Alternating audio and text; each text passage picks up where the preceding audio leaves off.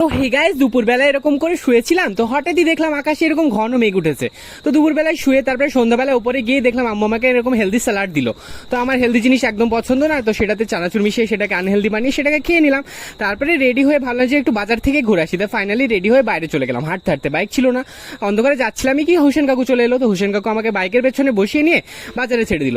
তারপরে বাজারে এরকম করে একা একা ঘুরে বেড়াচ্ছিলাম, কি করবো কোনো কাজ ছিল না। তখনই দেখতে পেলাম আবির কম্পিউটারের দোকানে। তো ওখানে গেলাম, তো আবির আমাকে বললো যেহেতু আজকে হাটের বার, চল আস্তে আস্তে করে রেখে আসি তোকে সুরজদের দোকানে। ওখানে গিয়ে আমি চলে গেলাম সুরজদের দোকানে। ওখানে গিয়ে আমি, সুরজ, সুমন তিনজন একসঙ্গে আড্ডা দিচ্ছিলাম। তো তারপরে রাতে বাড়ি চলে এলাম, রাতে আর ভিডিও বানাইনি। তারপরের দিন সকালবেলায় আমি একদম ফুল টু রেডি হয়ে গেছি। তারপরে পারফিউম লাগিয়ে হিরোর মতো না গাইস, তোমাদের কেমন লাগছে বলো।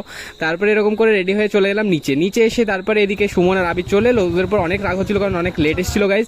তো আমরা তিনজন এখন যাচ্ছি সুরজের গাইস এঙ্গেজমেন্টই বলতে পারো। হ্যাঁ গাইস, তো দেখার জন্য পরের ভ্লগগুলো দেখতে থাকো গাইস।